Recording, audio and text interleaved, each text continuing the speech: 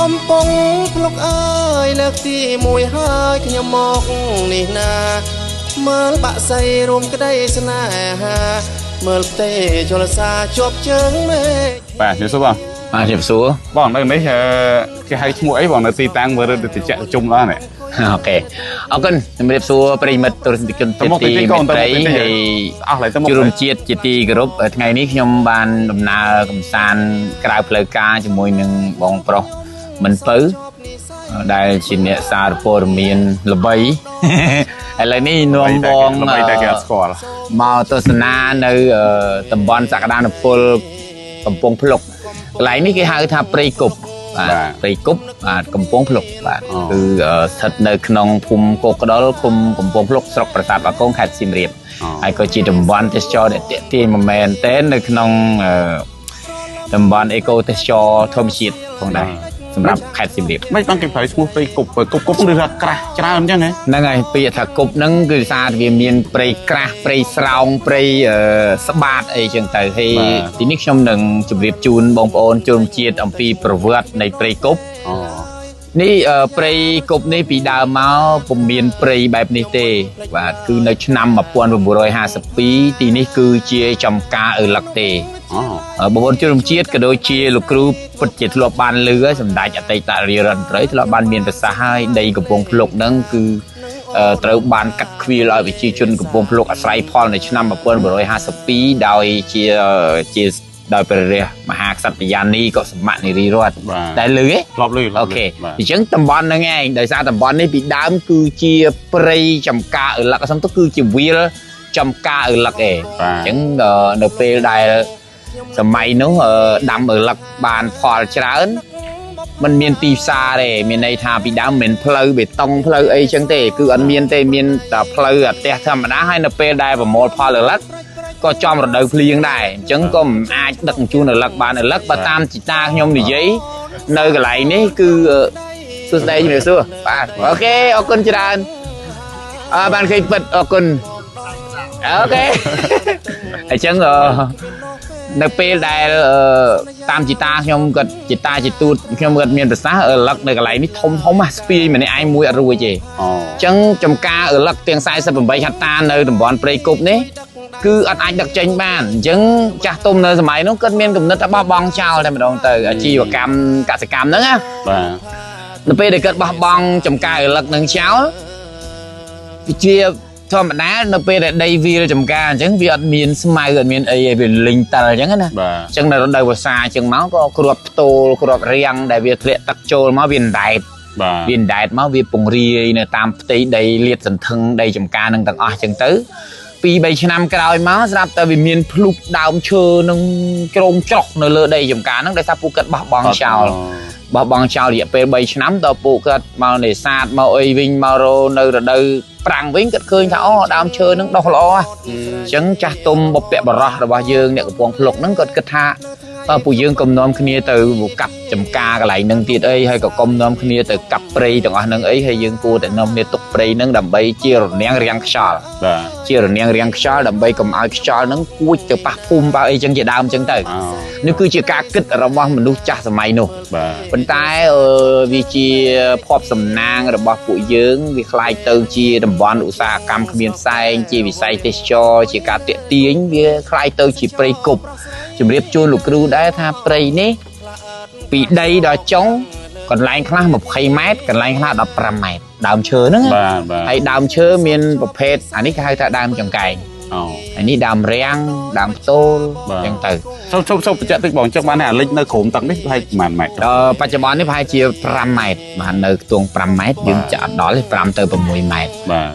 នេះគឺជាប្រវត្តិនៃព្រៃគប់កំពង់ភ្លុកហើយកន្លែងនេះអត់មានអ្នកដាំទេភ្ញៀវទេសចរជាច្រើនជាគិតថាចាស់ទុំពីដើមគាត់ដាំដឹងមែនទេគឺវាជាចំការឪឡឹកហើយនៅពេលដែលគាត់បោះបង់ចំការទៅដីវាលគ្រាប់ដើមឈើហ្នឹងគ្រាប់រាំងគ្រាប់តូលគ្រាប់ចង្កែងគ្រាប់អីហ្នឹងវាអណ្ដែតមកអញ្ចឹងទៅវាដូចជាដាំដែរវាក្រាស់ខ្មឹកអីចឹងណាពីដើមសម្បូរពីដើមខែនេះអីចឹងពួកខ្ញុំរើសតែគ្រាប់តូលអណ្ដែតហ្នឹងរើសហូបដោយសារ ក្របតូលហ្នឹងរើសពីទឹកហ្នឹងហែលទឹកលេងតែដណ្ដែតមកលើរសជាតិវាផ្អែមឡមចាំតិចទៀតយើងអាចញ៉ាំហូបទៅតាមខែនេះអត់មានផ្លែទេជួយឆ្នាំឥឡូវនេះដូចអត់ដែលសូវឃើញដណ្ដែតដូចមុនទេដោយសារតែវាដូចជាវាខុសរដូវកាលមិនបើពីមុនក្រាស់ខ្មឹកតែមកហ្នឹងវាមានតែដើមឈើកកកុញអញ្ចឹងហ្នឹងដណ្ដែតពេញហ្នឹងហើយពួកយើងអាសាមកលេងទឹកលេងអីតែឃើញចុកប៉ាប់អូបងមកនេះតាំងក្មេងៗហើយខ្ញុំនៅនឹងកំណើតហ្នឹងទឹកអីហ្នឹងទៅអាស្រាតទេហ្នឹងបាទទៅស្រាតទេកុំអាហ្នឹងគេអាកាត់ចោលអត់ទេអ្នកថតហ្នឹងក៏ដូចតែគ្នាដែរបងដូចតែគ្នាដែរហ្នឹងអីទេមិនបាច់ចាំធ្វើមុខអញ្ចឹងទេចឹងទេកន្លែងហ្នឹងគេកាត់ចោលទេកុំធ្វើត្រឹមត្រូវតែយើងទៅទៀតតិចតិចហើយបងឥឡូវចង់ដឹងតិចដីមីងជាង40ហាត់បង48អត្រាអញ្ចឹងបាទនេះដើមឈើនេះបើយើងគិតអាយុកាលប្រហែលជា60ទៅ70ឆ្នាំហ្នឹង1952អញ្ចឹងវាឡើងដល់ឥឡូវរបាក់ចន្លោះ60ទៅ70ឆ្នាំណាតាមឡងពេលហ្នឹងយើងទៅគិតទៅជារឿងសរសើរមួយដែរបងខ្ញុំស្ដាប់ទៅតើអូនទៅតិចទៀតគាត់ការគិតមួយដែលចាប់អារម្មណ៍ហ្នឹងគឺគាត់មានព្រៃគាត់ចេះរក្សាព្រៃអាហ្នឹងជាគំនិតល្អហ៎បងជាគំនិតដោយសារថា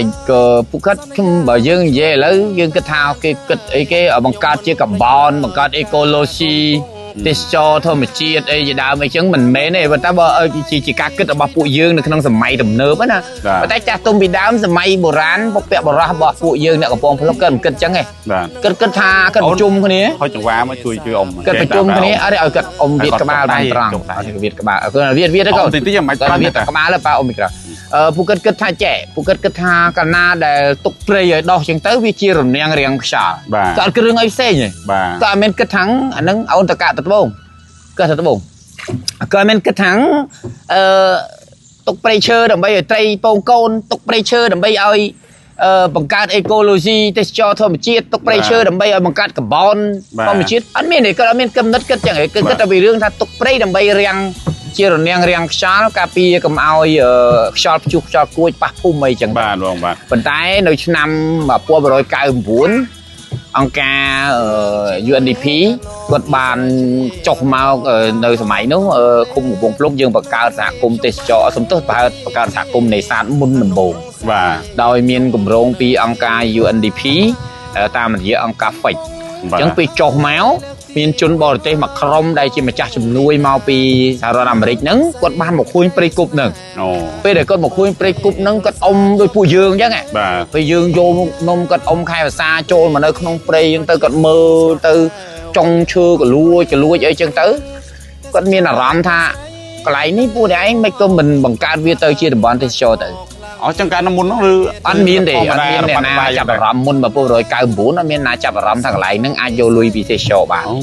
ញ្ចឹងក៏ជនជាតិអាមេរិកហ្នឹងដែលគាត់ជាម្ចាស់គម្រោង UNDP ហ្នឹងគាត់បានឲ្យយោបល់ទៅសហគមន៍នេសាទទេសម័យនោះមិនទាន់មានសហគមន៍ទេសចរ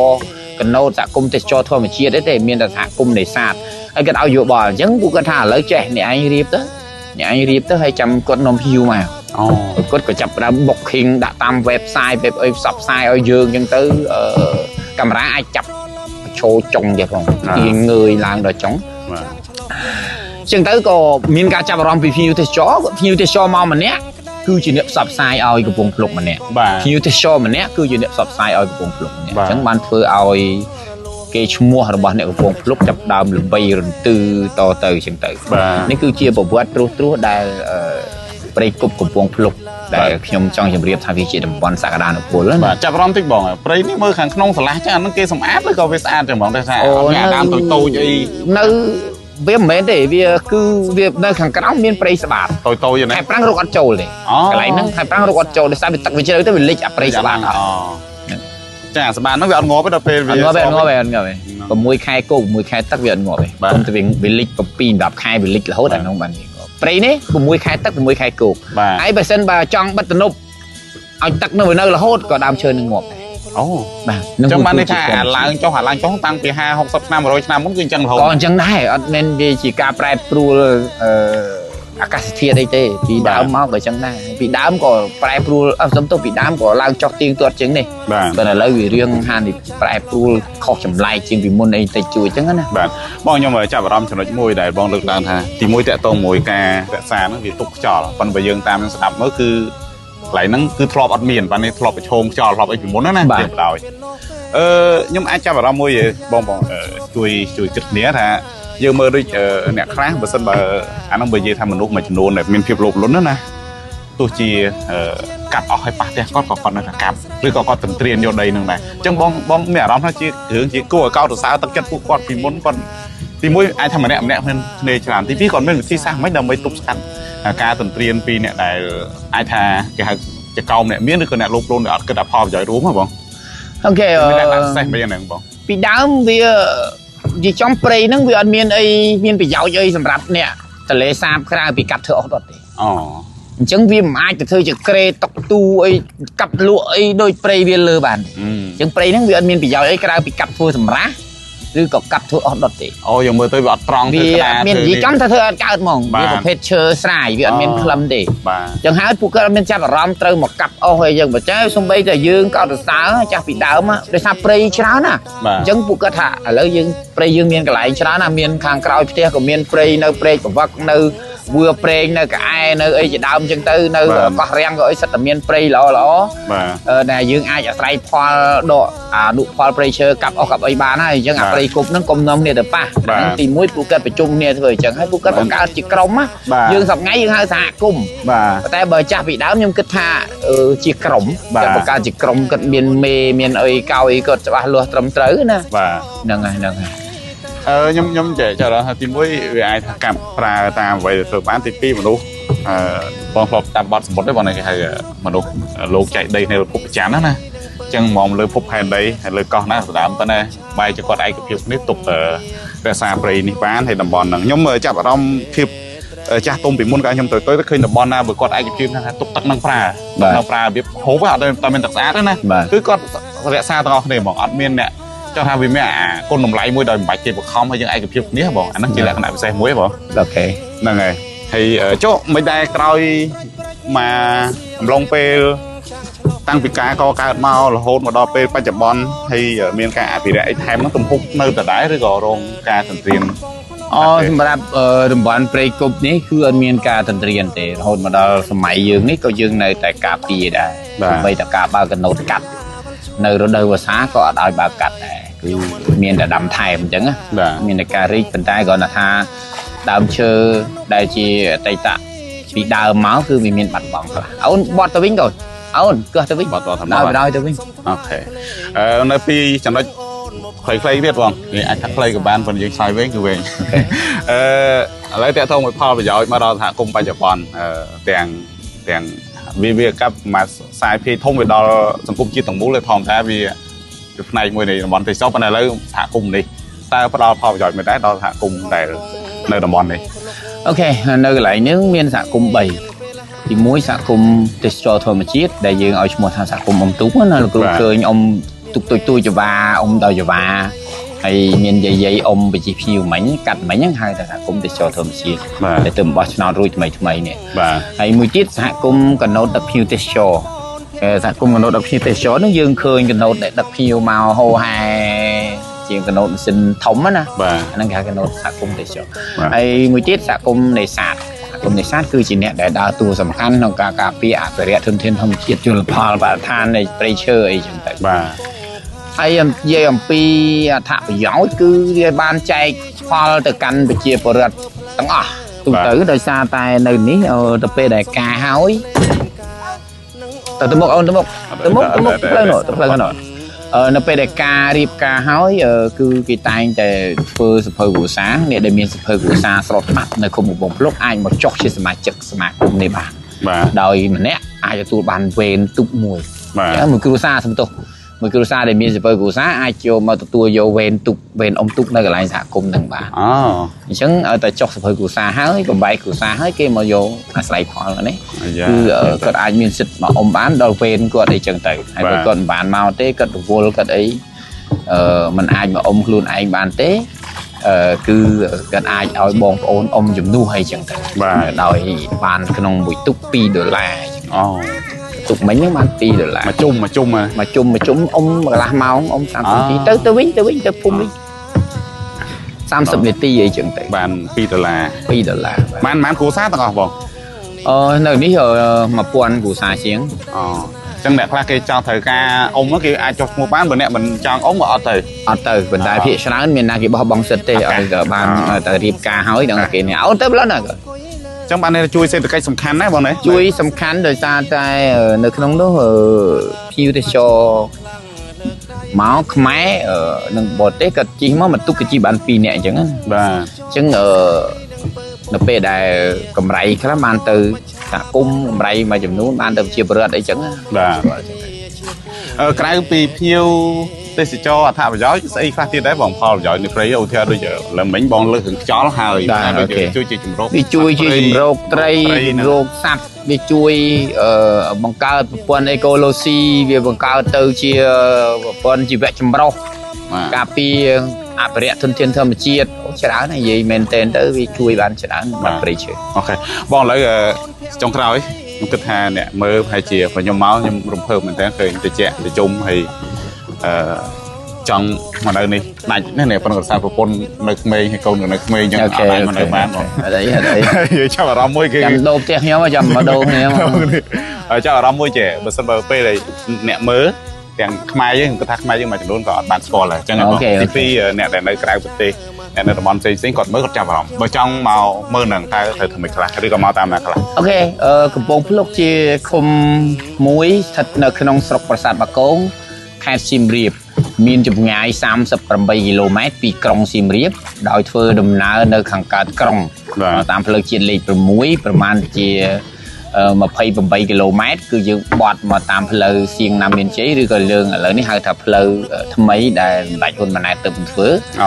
មកចាក់មកផ្សាររលួសស្អាតណាស់ហើយយើងធ្វើដំណើរមកគឺផ្លូវស្អាតមែនទែនហើយមកដល់គឺយើងមានការតំណាក់តំណងពីរប្រភេទក្នុងការមកគឺយើងតាក់ទងទៅសហគមន៍កណូតដើម្បីនឹងទិញសម្បត្តិកណូតទៅហើយដើម្បីជិះយកមកកាន់ទីនេះហើយមកមានសេវាឆាយសេវាផ្សេងបើយើងមិនជិះទូកក៏អត់បញ្ហាដែរយើងនៅជិះតែកណូតហើយយើងត្រឡប់ទៅវិញតែបើយើងចង់ឃើញនៅទស្សនវិជ្ជាទាំងអស់នេះតែយើងកំពុងតែមកធ្វើការប្រឌិតយកនេះគឺត្រូវតែជិះកូនទូកដែលយើងទិញសម្បត្តិសហគមន៍ទេសចរធម្មជាតិមកតង់ទៀតចឹងអូខេអរគុណចាំយើងនឹងផលិតរូបទូកហ្នឹងឲ្យមើលក្នុងវីដេអូអូខេប្រុសថែមបងល្អមែនតើហើយហ្នឹងឲ្យដូចបងលើកឡើងផាជីពួកគាត់អាចឆែកមើលនៅក្នុងចូលឆែកមើលនៅក្នុងមានเพจមានអីគេទេបើអ្នកខ្លះគាត់ចង់តាក់ទងមុនសហគមន៍ទេសចរធម្មជាតិដូចជាខ្ញុំមិនទាន់ឃើញเพจគាត់បង្កើតបានរឹងមាំទេតែបើសហគមន៍កណូតដល់ភ្ញៀវទេសចរគាត់ដាក់ថាសហគមន៍កណូតដល់ភ្ញៀវទេសចរមានជ័យកំពង់ភ្លុកអូខេចាំយើងបង្ហាញគេនឹងហែមចាំយើងចុះបើមានអ្នកខ្លះគាត់ស្គាល់បងឯងស្រាប់ឲ្យគាត់មកជិតនេះចង់តាក់ទងអីគាត់ណាសួរនាំដឹងខ្លះអាចឆាតឆ្លើយឡងមិនរវល់ពេកទេអត់អីអាចឆ្លើយបានអូខេអរគុណចឹងស្វាគមន៍តាមរយៈលេខទូរស័ព្ទ012 74 74 34 84 060 74 34 84ឬក៏012 2007 92 090 2007 92អូខេបែបបងប្អូនខ្លះខ្ញុំគិតថាបងប្អូនច្រើនស្គាល់យ៉ាចង់តាក់ទងបងប្អូនច្រើនស្គាល់បងស្អាហើយប៉ុន្តែប្រហែលជាអ្នកថ្មីអត់ទាន់ស្គាល់ហើយស្គាល់ជុំបងនេះមកពីណាវាក៏ដឹងរឿងច្រើនមែនធ្វើដូចជាកាយរៀនកាយឬក៏រៀនអីក៏ដឹងភូមិសាស្ត្រដឹងប្រវត្តិសាស្ត្រអញ្ចឹងខ្ញុំសង្ខេបតិចបងស្អាគាត់គឺជាសហគមន៍ដែលលេចធ្លោសកម្មជួយកិច្ចការសង្គមច្រើនហើយបច្ចុប្បន្នហ្នឹងជា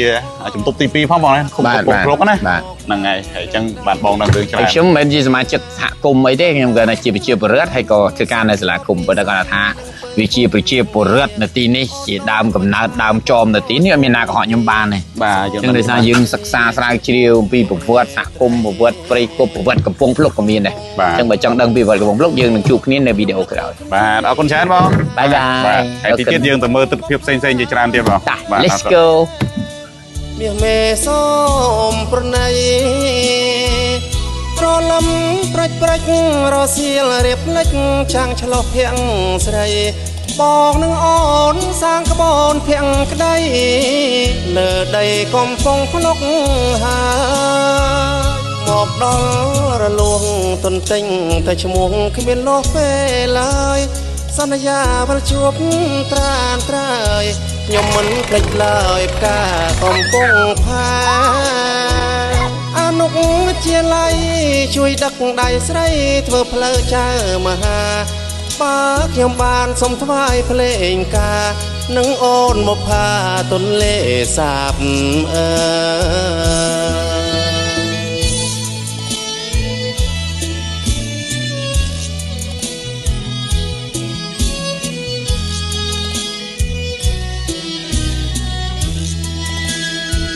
កំពុង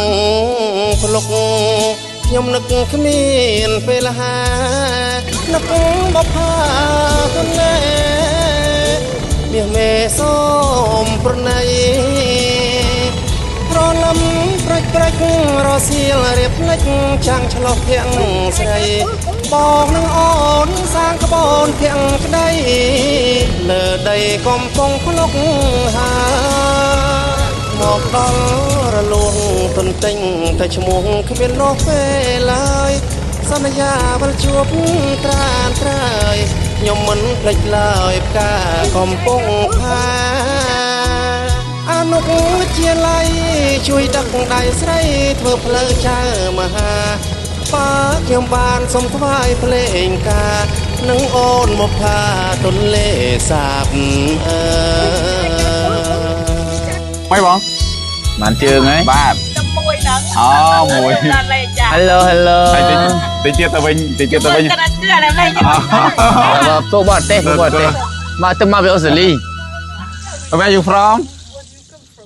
Oh we come from Cambodia but it's many we here